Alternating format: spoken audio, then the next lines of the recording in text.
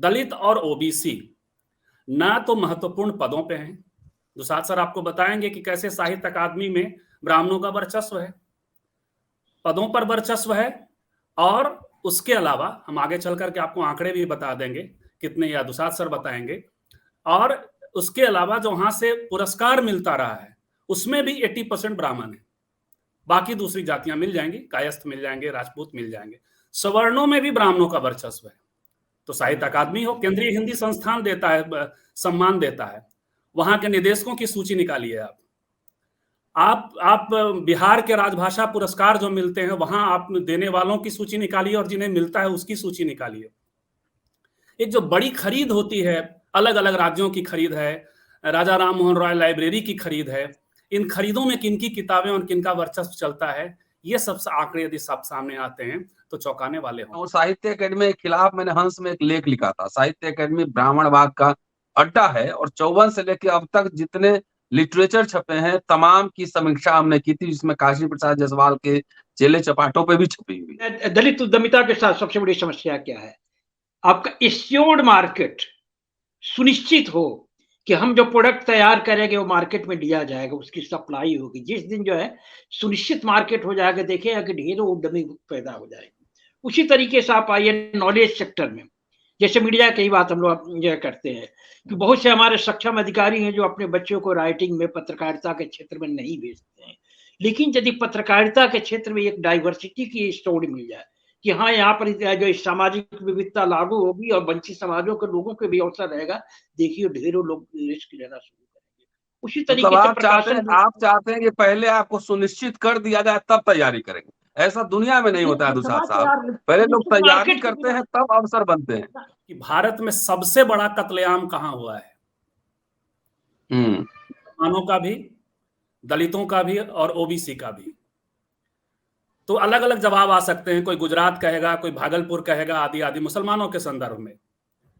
लेकिन मैं जवाब देता हूं, सबसे बड़ा कत्लेआम भाषा के भीतर है, सबसे बड़ा कत्लेआम साहित्य के भीतर है।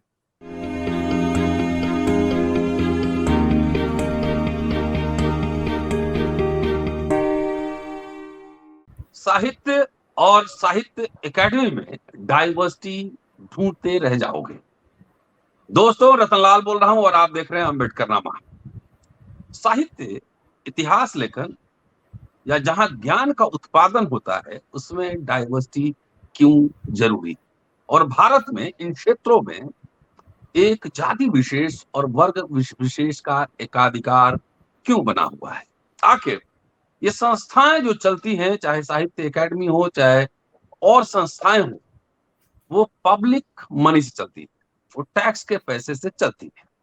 लेकिन इन संस्थाओं में विविधता, सामाजिक विविधता भारत की दिखती क्यों नहीं है? आज इसी विषय पर चर्चा, और हमारे साथ दो खास मेहमान हैं।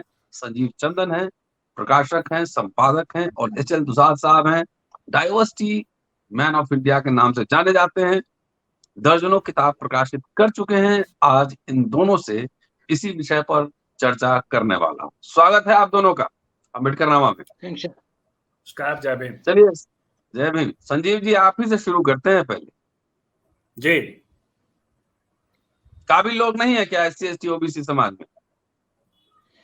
नहीं, उसमें दिक्कत ये हुई है, देखिए बाबा साहब ने जब संविधान सबमिट कर रहे थे तो उन्होंने एक बहुत महत्वपूर्ण बात कही थी कि आज से स्टेट तो समता के प्रति प्रतिबद्ध हो गया, लेकिन समाज जो है वो समता के प्रति उतना अनुकूलित वहां नहीं है।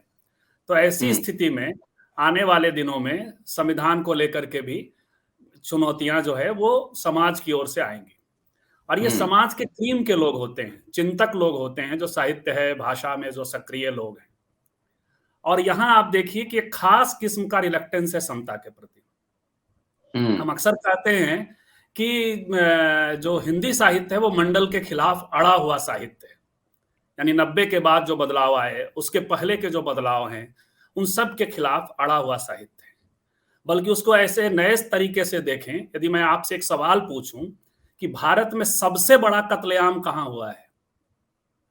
मुसलमानों का भी, दलितों का भी और ओबीसी का भी। तो अलग अलग जवाब आ सकते हैं, कोई गुजरात कहेगा, कोई भागलपुर कहेगा, आदि आदि मुसलमानों के संदर्भ में। लेकिन मैं जवाब देता हूं, सबसे बड़ा कत्लेआम भाषा के भीतर है, सबसे बड़ा कत्लेआम साहित्य के भीतर है। मैं सबसे पहले तो चुनौती यही देता हूं कि चूंकि ये लोग सेक्युलर क्लेमिंग स्पेस है, ये रतन भाई, ये जो सेक्युलर क्लेमिंग स्पेस है, इसमें हिंदी विभाग आते हैं, हिंदी का साहित्य आता है, हिंदी का संगठन आता है, आप वहां मुसलमान ढूंढते रह जाएंगे। भाषा में चुन चुन कर उर्दू के शब्द निकाले गए थे, ये सब विमर्श की चीजें हैं और लोगों ने काम कर रखा है, लेकिन आप नौकरियों में नहीं देखेंगे। उसी तरीके से दलित और ओबीसी ना तो महत्वपूर्ण पदों पे हैं। दुसाद सर आपको बताएंगे कि कैसे साहित्य अकादमी में ब्राह्मणों का वर्चस्व है, पदों पर वर्चस्व है, और उसके अलावा हम आगे चल करके आपको आंकड़े भी बता देंगे कितने, या दुसाद सर बताएंगे। और उसके अलावा जो वहां से पुरस्कार मिलता रहा है उसमें भी 80% ब्राह्मण है, बाकी दूसरी जातियां मिल जाएंगी, कायस्थ मिल जाएंगे, राजपूत मिल जाएंगे, सवर्णों में भी ब्राह्मणों का वर्चस्व है। तो साहित्य अकादमी हो, केंद्रीय हिंदी संस्थान देता है, सम्मान देता है, वहां के निदेशकों की सूची निकालिए आप बिहार के राजभाषा पुरस्कार जो मिलते हैं वहां आप देने वालों की सूची निकालिए और जिन्हें मिलता है उसकी सूची निकालिए। एक जो बड़ी खरीद होती है, अलग अलग राज्यों की खरीद है, राजा राम मोहन रॉय लाइब्रेरी की खरीद है, इन खरीदों में किन की किताबें और किन का वर्चस्व चलता है, ये सब आंकड़े यदि सब सामने आते हैं तो चौंकाने वाले होंगे। इसलिए जरूरत है कि डाइवर्सिटी हो, जिसके खिलाफ जो हिंदी का जो प्रभु वर्ग है, जो उस पर काबिज है, वो अड़ा हुआ है। हम लोग एक मुहिम चला रहे हैं, स्त्रीकाल भी उसमें है और भी संगठन है, आपका भी सिग्नेचर है उस पर, याद होगा आपको 5 अगस्त को हम लोगों ने जो कार्यक्रम किया था कॉन्स्टिट्यूशन क्लब में, हम लोग मांग कर रहे हैं, पीएम को चिट्ठी लिखी थी और अन्य राज्यों में मिल रहे हैं, कांग्रेस के अध्यक्ष से मिले कि इन संस्थाओं में जो साहित्य अकादमी, कम से कम जो सरकार द्वारा संचालित संस्थाएं हैं, जैसे साहित्य अकादमी है, संस्कृति की अकादमी है, संगीत नाटक अकादमी है, इन अकादमियों में डाइवर्सिटी सुनिश्चित की जाए, खास करके महिला, दलित, आदिवासी, ओबीसी, माइनॉरिटी महिलाओं को का प्रतिनिधित्व दिया जाए। फिलहाल के लिए फिर आगे बात करेंगे। जी दुसाद साहब, क्या इस तरह की संस्थाएं राजनीति और वर्चस्व का अखाड़ा, मैं अपना अनुभव बाद में कहूंगा।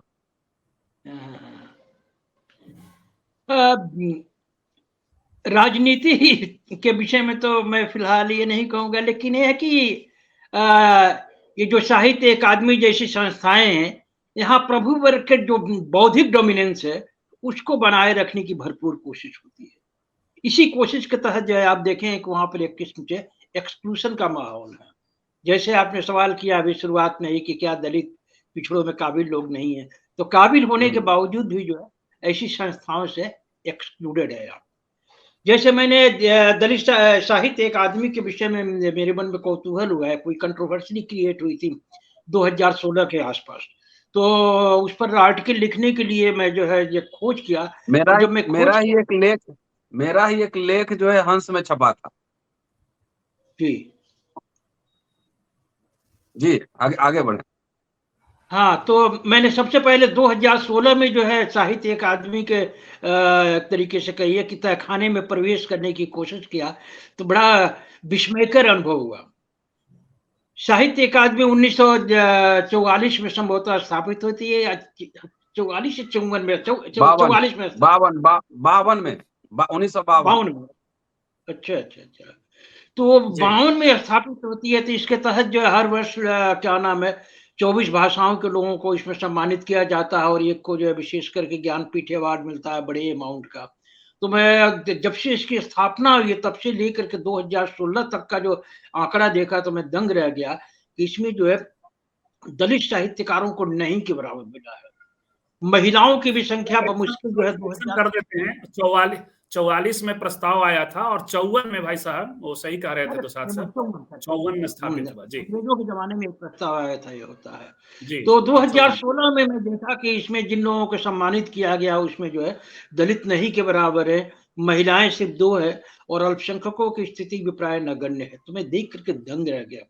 उसके बाद से जो है अभी क्या नाम है संजीव जी ने जो एक प्रश्न खड़ा किया है कि विभिन्न संस्थाओं में विशेष करके जो है आपका पुस्तक सप्लाई में, साहित्य संस्थाओं में, आपका जो विभिन्न रजा संस्थान जैसे जो फाउंडेशन है उसमें जो विविधता है कि नहीं, तो मैं नए सिरे से जब खोज किया तो देख करके दंग रह गया कि 2016 में जहां मेरी खोज का जो आंकड़ा आया था, आज भी लगभग जो है वही है, नहीं के बराबर इसमें है। जबकि सरकार के तरफ से जो है भारी मात्रा में उनको अमाउंट मिलता है। इस अमाउंट के तहत जो है ये कहा गया है कि जो साहित्य अकादमी है विभिन्न भाषाओं के जो है साहित्य को प्रमोट करेगी, लेखों को प्रमोट करेगी, लेकिन इस हिसाब से देखा जाए तो वहां पर जो है बहिष्कार की ही स्थिति आज की तारीख में है, जो नहीं के बराबर जो है उसमें लोग हैं।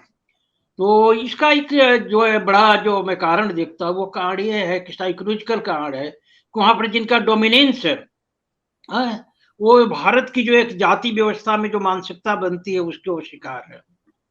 जो समाजशास्त्री जो एक अध्ययन बतलाता है भारतीयों के विषय में कि भारत में किसी भी व्यक्ति की सोच जो है स्वजाति और स्ववर्ण की सरिता के मध्य घूर्णित होती रहती है, और जनरली यहाँ के समाजों में जो है समग्र वर्ग की चेतना नहीं होती, माने ऑल सेक्शंस को जो है केयर वो नहीं करते हैं। वो चाहते हैं कि खुद वो उनके स्वजाति और वर्ण के लोग ही लाभान्वित हों, और विशेष करके ये व्याधि जो है इस देश का जो रूलिंग क्लास है, जिसको हम सवर्ण करते हैं कहते हैं, उनके साथ सवर्णों के साथ मुश्किल क्या है कि वर्ण व्यवस्था में विश्वास के कारण उनको लगता है कि जितनी भी चीजें हैं उन पर जो है उनके भोग का एकाधिकार सिर्फ इनको है। मसलन जिस वर्ण व्यवस्था के तहत समाज हजारों साल से परिचालित होता रहा, उसमें तमाम जो है सोर्सेज ऑफ पावर का बंटवारा किया गया, जिसमें जो है ज्ञान का भी सेक्टर है।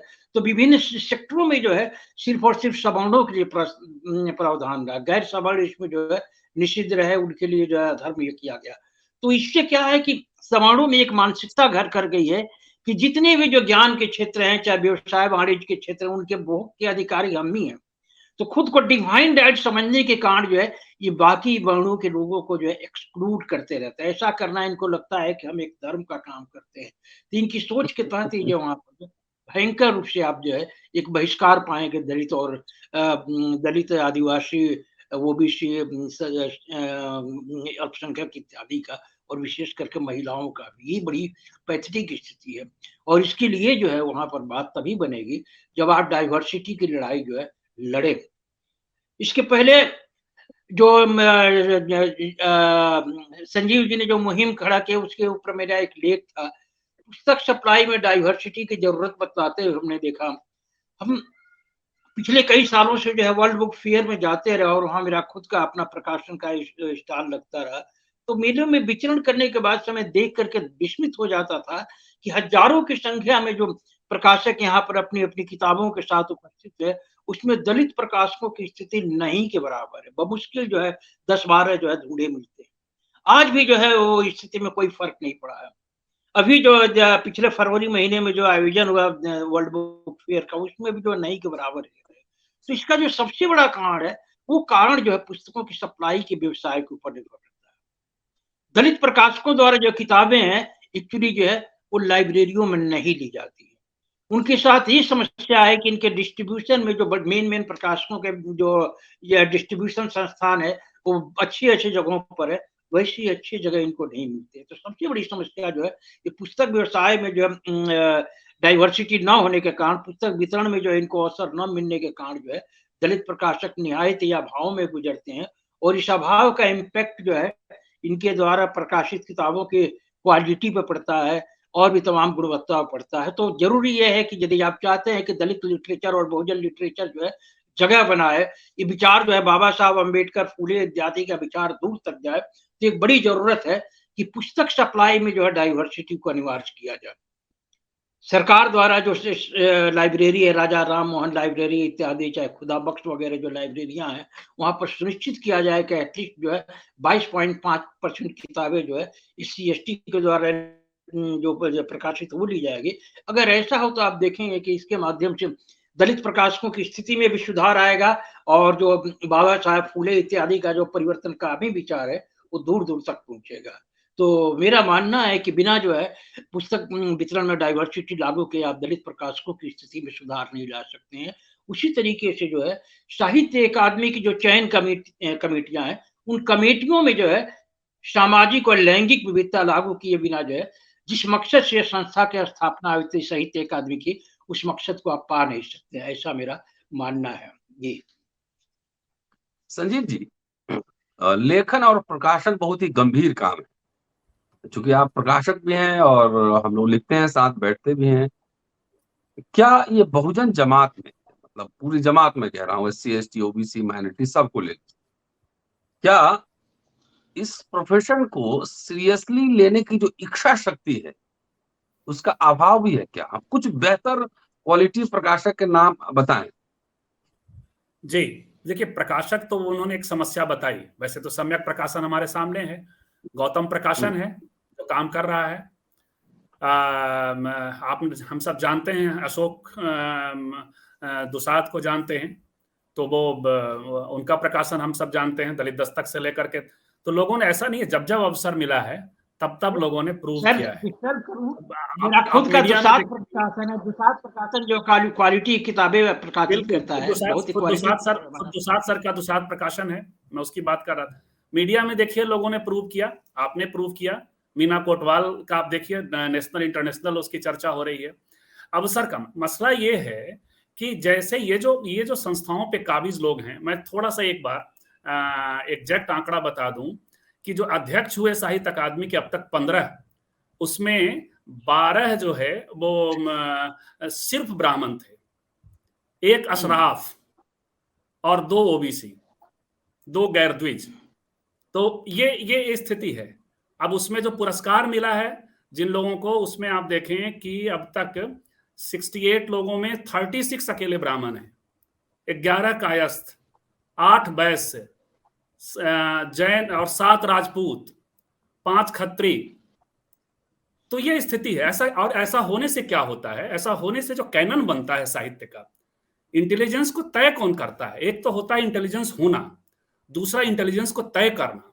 किसने तय किया कि कालिदास के वक्त में सिर्फ कालिदास थे? शूद्रक के बारे में हम सब जानते हैं, नाम से ही समझ में आता होगा। तो शूद्रक की रचना देखिए, किसने तय किया कि तुलसीदास को ही पढ़ाया जाएगा? और आपने देखा तमाशा, जब ये विमर्श छिड़ा तो किस तरह से जो पूरा द्विज समूह है वो तुलसीदास के साथ खड़ा हो जाता है। तो जो कैनन बनाने का काम है वो ये करता है। कौन सा साहित्य श्रेष्ठ है? आप देखिए, राजेंद्र यादव ने एक सूची छापी थी कि जो सबसे मेहनत का काम है वो है उपन्यास लिखना, सबसे मेहनत का काम है कहानियां लिखना। अमूर्तन में कविताएं तो लिखी जाती हैं, कभी लोग इससे नाराज हो सकते हैं, एक अलग प्रसंग है इस पे, लेकिन ज्यादातर, उसमें अपवाद कुछ हो सकते हैं, ज्यादातर गैर द्विज, करियर बनाया है लोगों ने, ज्यादातर गैर द्विज ही बड़े रचनाकार हुए हैं उपन्यास लेखन में और कथा लेखन में। तो ऐसा नहीं है कि तो लेकिन मसला, अब देखिए, रेणु को नहीं मिला साहित्य अकादमी, राजेंद्र यादव किसी साहित्य अकादमी के अध्यक्ष नहीं बनाए जाते हैं, उनमें किसी गुणवत्ता की कमी तो नहीं थी। आज भी मैंने जो अपने दुसाद सर कहा है वो सवाल, तो उसमें होता क्या है कि जब आप इतिहास लेखन की बात करेंगे, आपको लगता है आप रजा फाउंडेशन का पैसा लेते हैं, अशराफ मुसलमान ही मान ले उनको, उनका पैसा लेते हैं और मुसलमान गायब हो जाता है रजा फाउंडेशन के फेलोशिप से। ये तो कत्लेआम है, उनके ही पैसे से उनका कत्लेआम है। तो वो होता क्या है, जैसे ही आप इतिहास की बात करेंगे और चाहेंगे कि हम राहुल सांकृत्यायन पे लिखवाएं, पहले तो आपको राहुल सांकृत्यायन आएंगे ध्यान में, अच्छी बात है, प्रोग्रेसिव रहे हैं और हम सब उनका आदर करते हैं, उनका महत्वपूर्ण स्थान है। उन पर कौन लिखेगा? ये सवाल आने पर रतनलाल आपको याद नहीं आएंगे, रतनलाल की मेधा समझ में नहीं आएगी, इतिहासकार हैं। और फिर चंद्रिका प्रसाद जिज्ञासु पे लिखवाने की आपकी इच्छा नहीं आएगी। चंद्रिका प्रसाद जिज्ञासु पर लिखने के लिए रतनलाल को अपने संसाधनों से लिखना पड़ेगा। तो ये इसीलिए डाइवर्सिटी की जरूरत है कि संस्थाओं में जब लोग होते, कल्पना करिए कि राजेंद्र यादव 80 में साहित्य अकादमी के अध्यक्ष हो गए होते, कल्पना करिए कि मोहनदास नैमिषराय को संस्कृति और नाटक अकादमी में ले जाया गया होता, कल्पना करिए कि HL दुसाद को उत्तर प्रदेश के राजभाषा परिषद का अध्यक्ष बना दिया गया होता पुरस्कार से, तो स्थितियां क्या होती? कल्पना करिए कि जवाहरलाल नेहरू में नामवर सिंह नहीं होते, तो स्थितियां क्या होती? स्थितियां बदल गई होती।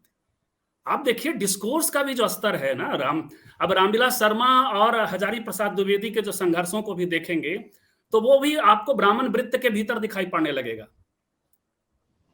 वहां डिस्कोर्स भी वो अपने लेवल पे करते हैं। तो ये इसीलिए डाइवर्सिटी की सबसे ज्यादा जरूरत है। यदि खरीद में, यदि संस्थाओं पे लोग होंगे तो राजकमल प्रकाशन घुटने टेक कर चलेगा उनके आगे, वाणी प्रकाशन घुटने टेक कर चलेगा उनके आगे। मैंने वाणी प्रकाशन के हमारे मित्र हैं और बड़े मेरे अच्छे रिश्ते हैं, मैंने उनको एक मैसेज किया कि आप अपने यहाँ जातिवाद, उन्होंने कहा कि हम जाति में बिलीव नहीं, जाति में ये बिलीव करने लग गए होते यदि इन संस्थाओं पे लोग बैठे होते, यदि खरीद तंत्र पर बैठे होते। 2021 में नामवर सिंह पे किताब आती है, विजय सिंह ने उसको संपादित किया था, उस पर बवाल उठता है, वो किताब राजकमल प्रकाशन वापस ले लेता है। लेकिन बाबा साहब अम्बेडकर की चिट्ठी डिस्टॉर्ट करके छापे जाने पे राजकमल प्रकाशन वापस नहीं लेता। लोग बात करते रहते हैं और द्विज लेखक भी इस पे चुप्पी लगा जाते हैं।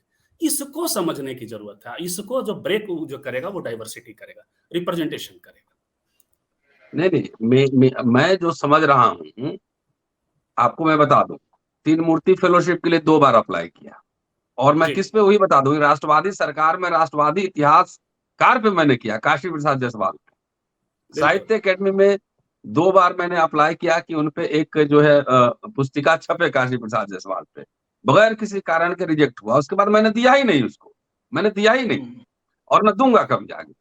सवाल तीन मूर्ति फेलोशिप पे उर्मिलेश बैठे होते, रतन भाई, तीन मूर्ति फेलोशिप पे उर्मिलेश बैठे होते, विवेक कुमार बैठे होते, या दूसरे अन्य लोग बैठे होते, तो शायद मुश्किल होता कि आपका आ रहा हूं मैं पॉइंट पे आ रहा हूं। साहित्य अकेडमी के खिलाफ मैंने हंस में एक लेख लिखा था। साहित्य अकेडमी ब्राह्मणवाद का अड्डा है, और 54 से लेकर अब तक जितने लिटरेचर छपे हैं तमाम की समीक्षा हमने की थी, जिसमें काशी प्रसाद जायसवाल के चेले चपाटों पे भी छपी हुई है। बहरहाल उसके बाद हमने अपना काम नहीं छोड़ा, और बड़े बड़े प्रकाशन से भी किताबें हमारी आई हैं, आप जानते हैं। और जो उनको फेलोशिप जिनको दिए होंगे वो कितना लिखे होंगे नहीं लिखे होंगे मैं नहीं जानता, लेकिन मैंने लिखना छोड़ा नहीं, क्योंकि ग्लोबल वर्ल्ड में और डिजिटल वर्ल्ड में कोई किसी के का मोहताज नहीं है। अगर आपके पास कलम में ताकत है तो निकल के आएगी ही आएगी, अब नहीं होगा तो फिर अम्बेडकरनामा डिजिटल फोरम है, इस पे भी सुना देंगे लोगों को। मैं जो बात कह रहा हूं कि क्या दोनों से एक सवाल है कि क्या जिसको आप बहुजन समाज कहते हैं उसमें इन सब चीजों को लेकर कोई मांग है क्या? अभी जो डिस्कशन चल रहा है, छोड़िए ये सब, बहुत सारे नॉन एकेडमिक्स के लोग इस पे चर्चा कर रहे हैं जो एकेडमिक वर्ल्ड में नहीं है। क्या इसकी मांग है क्या? दूसरा, इस दोनों काम के लिए जो एक तैयारी होती है कि बचपन से आप तैयार करते हैं अपने बच्चों को इतिहासकार ही बनाएंगे, प्रकाशक ही बनाएंगे, और जिस तरह के इतिहास लेखन में, अंग्रेजी पब्लिकेशन में, और तमाम सब चीजें हैं, हिस्ट्री राइटिंग में पब्लिकेशन होना चाहिए, ओरिजिनल रिसर्च मनोहर है, और तमाम ऐसे संस्थाएं, ऑक्सफोर्ड यूनिवर्सिटी प्रेस है। क्या ये बहुजन जमात इसको एज ए प्रोफेशन कि हम यही करेंगे और उसके लिए तैयारी करवाएंगे, क्या वो तैयारी है? कोई नहीं रोक सकता है दुनिया में। जवाब दे तो फिर ज्यादा बेहतर दुसाद सर जवाब देंगे। जी, मेरा मानना है कि पूरी तैयारी है। उस लिहाज से आप देखिए, सबसे पहले किन जनता ने बाबा साहब अम्बेडकर को जीवित रखा, उनके लिटरेचर को जीवित रखा।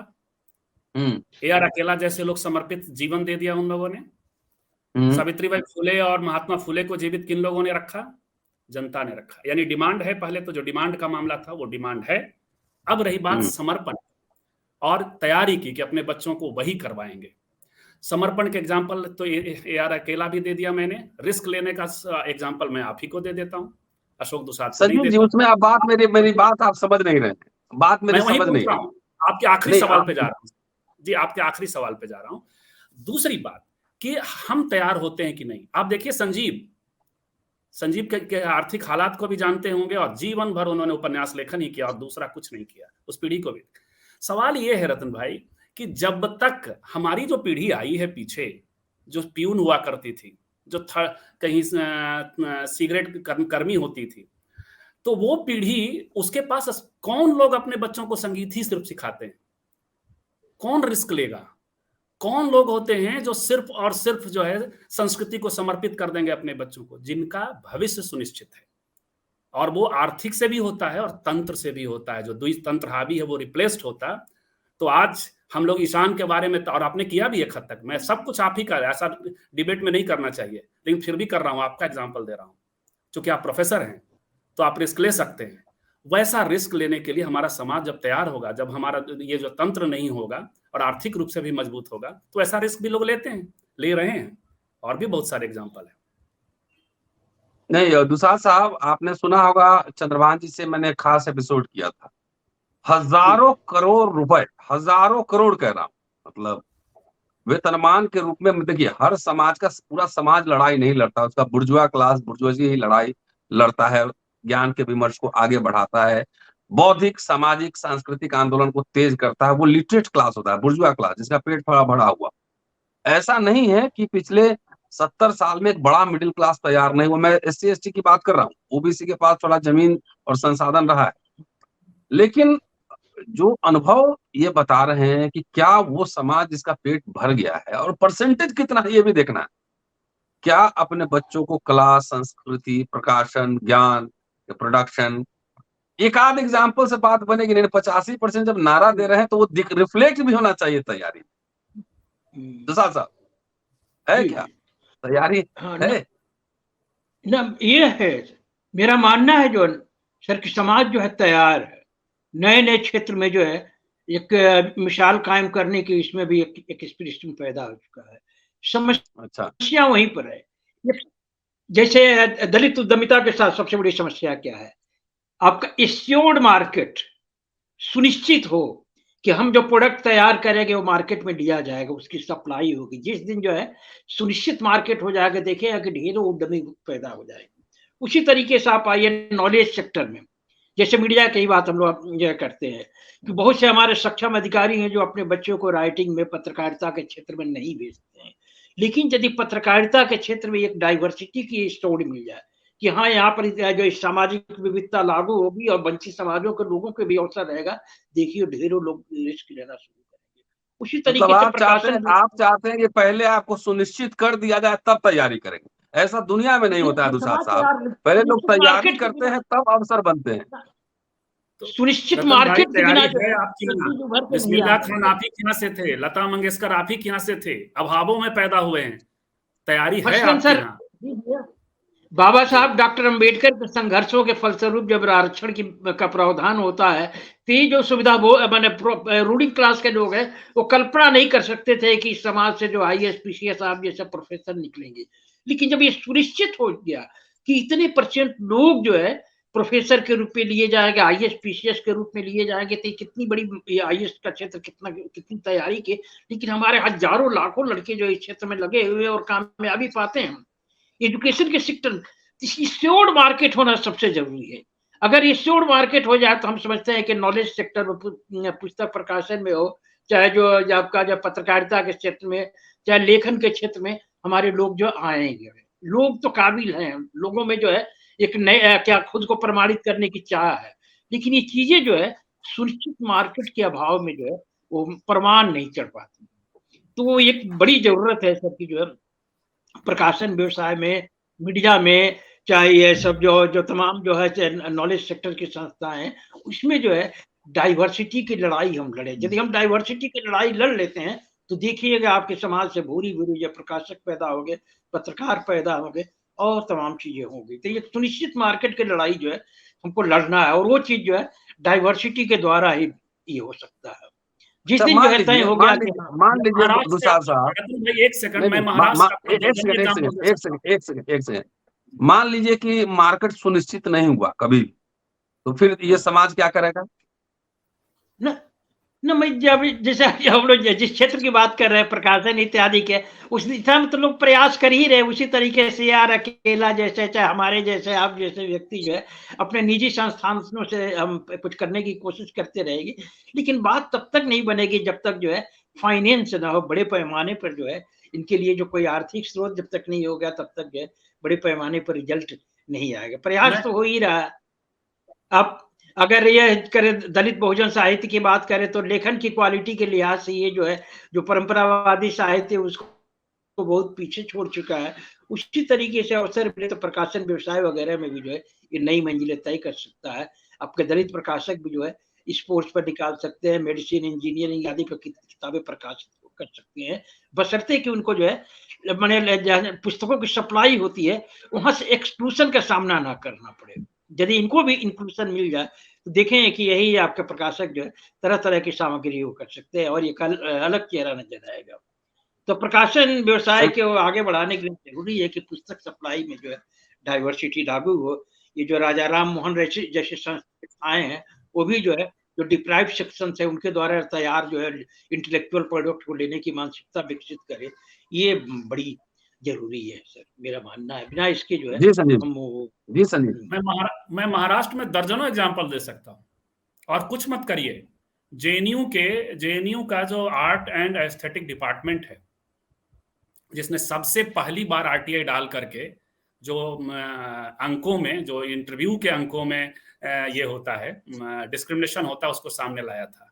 वहां भी आप डाइवर्सिटी देख सकते हैं। तो आर्ट एंड एस्थेटिक्स में भी बच्चे आ रहे हैं। महाराष्ट्र में मैं रिस्क के लिए कुछ नाम ले सकता हूं जिन्होंने बच्चों को, फिल्मों को भी देख लीजिए ना, सैर आर्ट बनाने वाले कौन लोग हैं।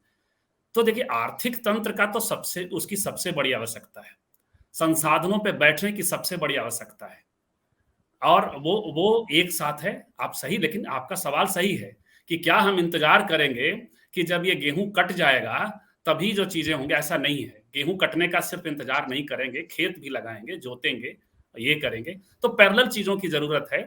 लेकिन इसका भी बहुत बड़ा, जैसे दुसाद सर सही एग्जाम्पल दे रहे हैं कि बाबा साहब ने जब ये खोला शिक्षा और को, जब वो माओं को याद करिए, उन माओं को जिन्होंने अपने बेटों को गालियां दी थी कि हम देवताओं को तुम ये कर रहे हो, उन माओं ने पेट काट करके बच्चों को पढ़ाया और रिजल्ट आया। आज महाराष्ट्र में आप देखिए कितने विश्वविद्यालयों में कुलपति, कितने विश्वविद्यालयों में रजिस्ट्रार, कितने विश्वविद्यालयों में कितने डॉक्टर।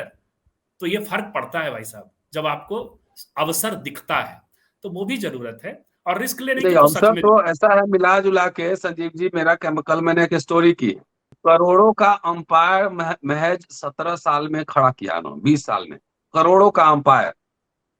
और सब जानते हैं वो कौन आदमी है, और ऐसा काम करते हैं कि सरकार उनसे अपने इक्विपमेंट का सर्टिफिकेशन लेती। मेरा सवाल कड़वा और तीखा है, जितने आपने नाम लिए हैं वो सब बहुत ही मॉडेस्ट बैकग्राउंड से उभरे हुए लोग हैं।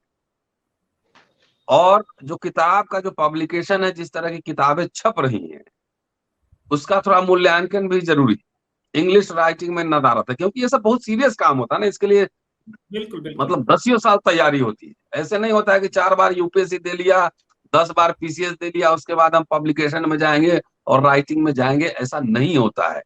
पब्लिकेशन बहुत ही सीरियस काम है। मैं जानता हूँ कई बड़े पब्लिशर, अंग्रेजी वालों को भी जानता हूँ, हिंदी वालों को भी जानता हूँ। तो सवाल मेरा ये है कि जो बुर्जुआ क्लास, जितने हिंदी में आपने नाम लिया, अकेला साहब, दुसाद साहब, चाहे जितने हैं, वो सब नॉन एकेडमिक बैकग्राउंड के लोग, एकेडमिक से नहीं आ रहे हैं, सब एक्टिविस्ट हैं और अपनी एक्टिविज्म और संसाधन से काम कर रहे हैं। मैं जब कह रहा हूं कि समाज इसके लिए तैयार है या समाज में इस तरह की मांग है, तो इसका मतलब मेरा है कि वो बुर्जुआजी जो खड़ा हुआ है, एक बड़ा मिडिल क्लास जो है, क्या उस मिडिल क्लास में, क्योंकि जो खेती मजदूरी कर रहा है वो तो ये डिमांड करेगा नहीं, तो उस क्लास में ये डिमांड और उसकी तैयारी है, ये है फंडामेंटल क्वेश्चन। कि सब आईएएस अपना बेटा को आईएएस बनाना चाहता है, कोई फिल्म एक्टर बनाना चाहता है, कोई फिल्म प्रोड्यूसर बनाना चाहता है क्या, कोई हिस्टोरियन बनाना चाहता है क्या? आप मुझे 5 हिस्टोरियन का नाम बता दें। ये बुनियादी सवाल है। और ये सिर्फ भाई साहब, ये सिर्फ दलित और ओबीसी से ही सवाल नहीं है, ये वो तमाम लोग हैं जो अपर कास्ट से भी हैं, जो कथित रॉयल जॉब में हैं, वो उनके साथ भी वही है। वो भूमंडलीकरण के खिलाफ जब बात कर रहे होते हैं, वो जब प्राइवेट यूनिवर्सिटियों के खिलाफ बात कर रहे होते हैं, तो अशोका में अपने बच्चों को पढ़ा रहे होते हैं। एक अलग तंत्र विकसित हो रहा है, 5-10 साल के अंदर विकसित हो जाएगा। जेएनयू इलाहाबाद यूनिवर्सिटी होने जा रहा है, जेएनयू बीएचयू होने वाला है, जेएनयू जो है उसकी गरिमा खोने, और अशोका यूनिवर्सिटी तक सारा इंटेलेक्चुअल जा रहा है। हम लोग जो आज क्यों नहीं जाए, क्या दिक्कत है जाने में? उसी की बात कर रहा हूँ, ये तैयारी है, क्योंकि द्विज वहां गया। मेरा सिर्फ आपसे ये अनुरोध है, जो आप कह रहे हैं और सही कह रहे हैं, आपके ही याद दिला दूं, आपका एक अभियान है बुर्जुआजी को लेकर के, और वो अभियान था कि आप अपने इंस्टीट्यूशन खोलें, आपका अभियान था कि आप अपने रिसर्च सेंटर खोलें।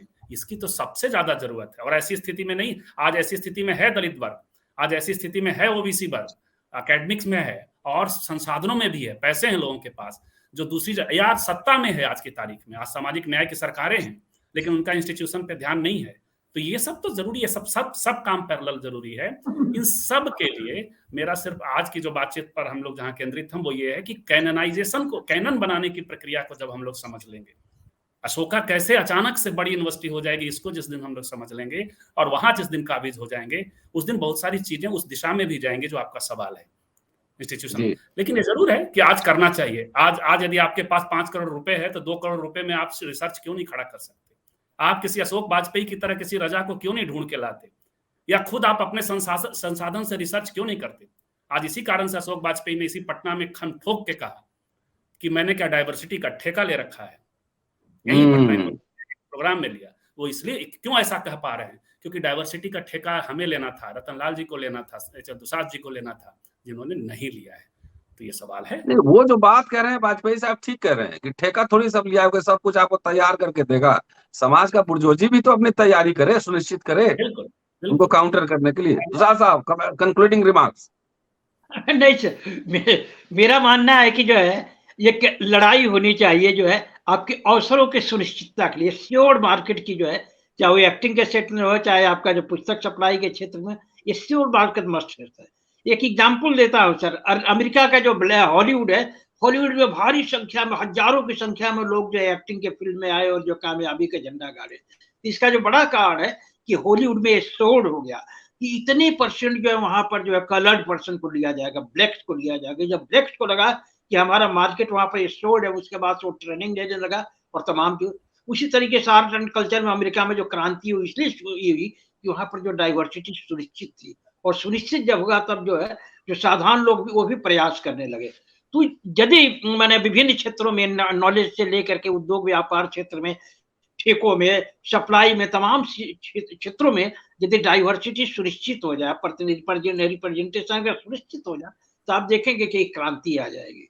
तो हमारे जैसे व्यक्तियों को तो लड़ाई लड़नी चाहिए सर की जो है प्रत्येक क्षेत्र में, जिस तरीके से नौकरियों में बाबा साहब ने रिजर्वेशन सुनिश्चित कराया, उसी तरीके से हम लोग बाकी सेक्टर में भी जो है इनका शेयर सुनिश्चित करवाने प्रयास। फाइनल कमेंट्स में ही दे देता हूँ।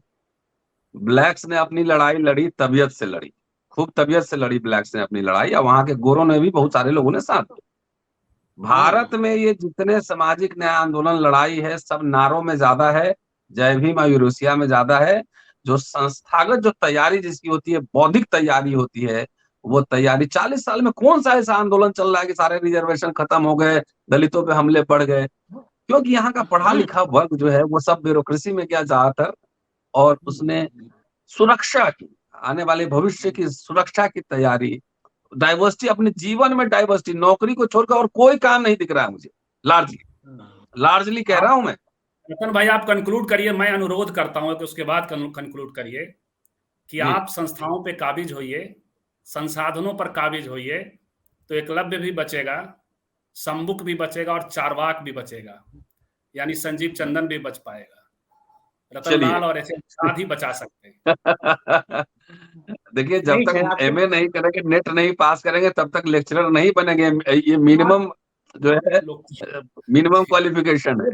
तो हर फील्ड की तैयारी, हम जानते हैं कि किताब छापने में, आप भी संजीव भाई देखे हैं, 5-5 प्रूफ रेटिंग जाता है, 6-6 2-2 साल लगते हैं फुटनोट रेफरेंस डालने में। शुक्रिया आप दोनों का। और दोस्तों, ये था ज्ञान का विमर्श। संस्थाओं पर एक वर्ग का वर्चस्व है, लेकिन वो तो वर्चस्व अपना बनाए रखेगा, लेकिन वर्चस्व कैसे टूटे, इसके लिए सबसे जरूरी जो चीज है, उसके लिए बौद्धिक तैयारी करना और समाज में मांग उठना, इसके लिए आंदोलन होना, ये बहुत बेहद ही जरूरी है। जी दुसाध साहब, फाइनल कुछ कह रहे हैं? ना, ये तो है सर कि हमारी जो है आंदोलन की बड़ी विफलता कही जाएगी कि बाबा साहब डॉक्टर अंबेडकर ने हमें जो अधिकार दिए, वो सारे के अधिकार जो है खत्म होते जा रहे हैं, और ये जो आपका समाज जो है गुलामों की स्थिति में पहुंच गया। तो हमारी तो जिम्मेवारी है, हम जो आंदोलन चलाते हैं, आंदोलनकारियों ने कहीं से अपनी जिम्मेवारी को समझा नहीं, और कहीं से जो समाज का जो एक्सप्रेशन को समझने में उनसे भूल हुई, इसलिए वो सही दिशा में पूरा एनर्जी जो है ना, राज सत्ता कब्जा करने में लगाए हुए है। उसको पता ही नहीं है कि संस्थाएं द्वारा कब्जा किया जाता है। अमूर्त मुद्दे में जो है हमारी ऊर्जा की खत्म है, लेकिन वही ऊर्जा आज जो विभिन्न संगठनों को लोग सुन रहे हैं आपका प्रोग्राम, यदि वो वही लड़ाई लड़े कि हम तमाम क्षेत्रों में जो है अपने लोगों के लिए अवसर सुनिश्चित कराने के लिए लड़ाई लड़ेंगे, यदि हमें आगे बढ़े तो निश्चय इसमें कामयाबी मिलेगी। और जिस दिन तमाम सेक्टर्स में अवसर आपका सुनिश्चित हो गया, पुस्तक सप्लाई में, मीडिया में, तमाम चीजों में, उसके बाद देखेंगे कि भारी संख्या में लोग जो है निकल रहे हैं अभी जो है। चलिए, शुक्रिया आप दोनों का, शुक्रिया। एक मेरा निजी अनुभव है कि मैं जानता हूं कि हमारा समाज नारों में ज्यादा मजा लेता है, अगर सीरियस बात कहेंगे तो उसको सब्सक्राइब करने के लिए लोग बहुत कम है। शुक्रिया, जय भीम।